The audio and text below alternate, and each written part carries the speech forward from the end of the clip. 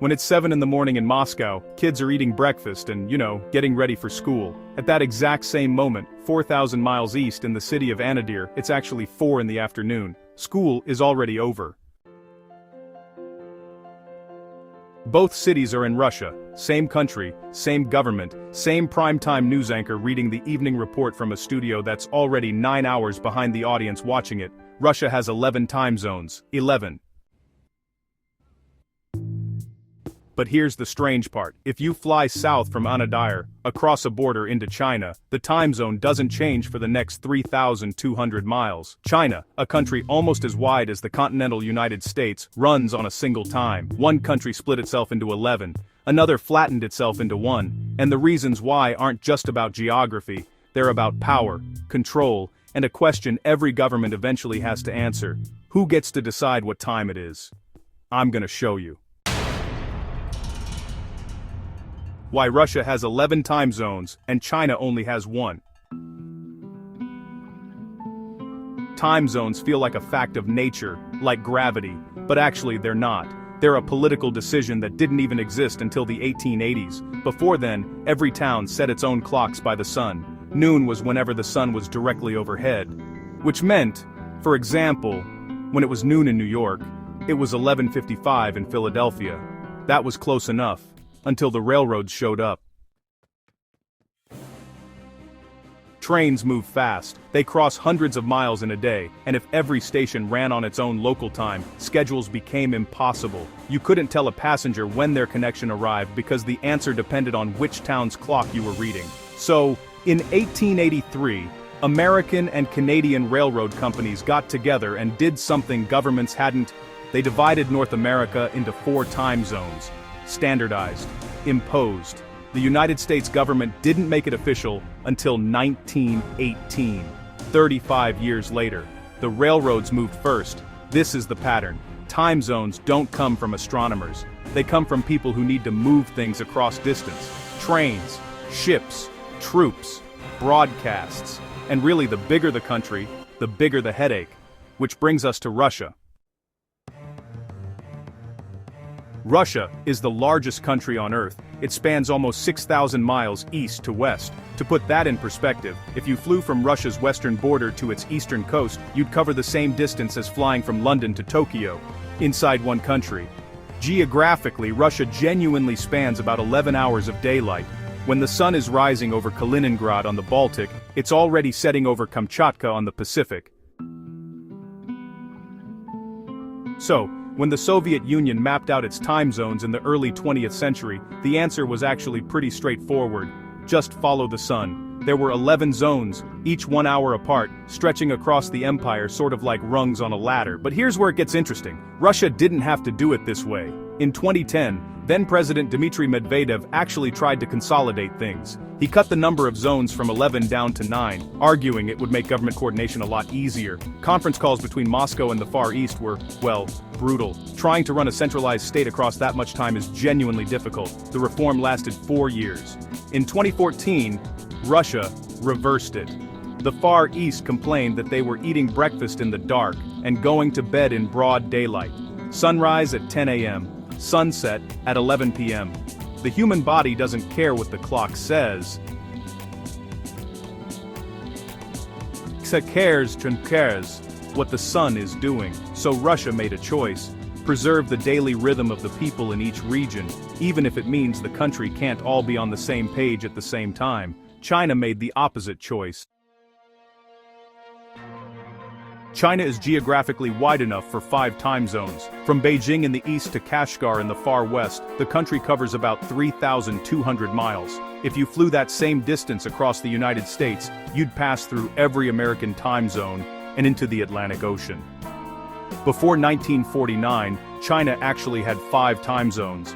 They were established in 1912 after the fall of the Qing dynasty, and honestly, they made geographic sense. The country ran like any other large nation, different regions, different clocks.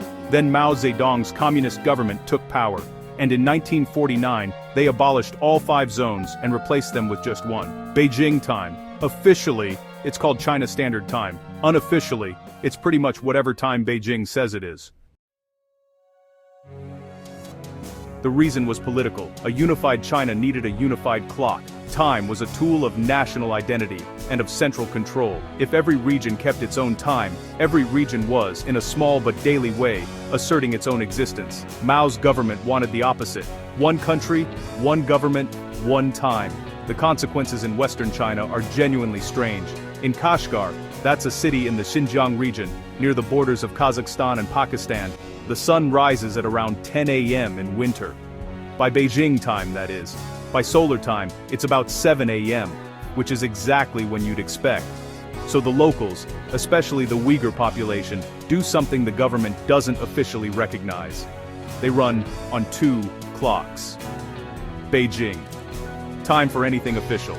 Buses, banks, schools, government offices. And unofficial Xinjiang Time, 2 hours behind, for daily life.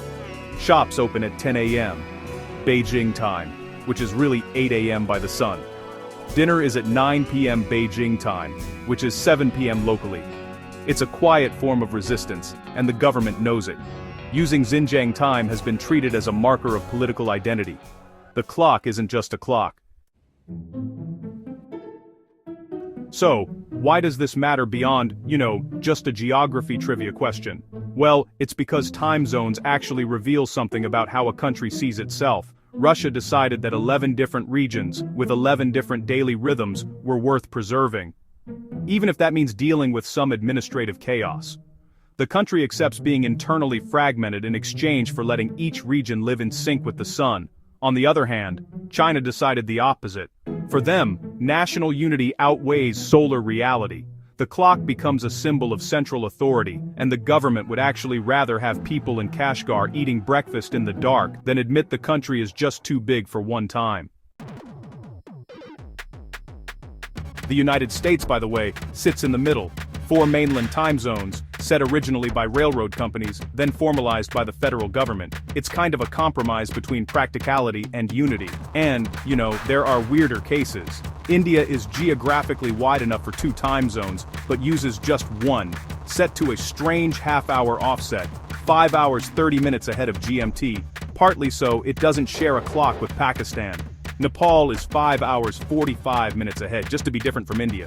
North Korea changed its time zone in 2015 specifically to be 30 minutes behind South Korea, then changed it back in 2018 as a goodwill gesture during peace talks. None of these decisions are about astronomy, they're all about politics. The choice of time zone affects more than what time you eat dinner. It actually shapes economies. Russia's 11 time zones mean that the stock market in Moscow opens 9 hours after the workday has already ended in the Far East. Coordinating business across the country is, honestly, a nightmare. Some industries, banking, logistics, government, basically run on Moscow time regardless of where the worker actually lives, which means people in eastern Russia are doing video calls at 9 p.m. local just to attend a 10 a.m. Moscow meeting. China's single time zone means the entire economy runs in unison. Markets open at the same moment everywhere. National broadcasts hit prime time on the same clock. The coordination benefits are real. But the western provinces pay a hidden cost. Work schedules that don't match daylight, school start times that fight against biology, and a constant low-level reminder that the country is run from somewhere else. There's a real cost-benefit calculation happening here, and different countries land in different places. So, back to the question we started with.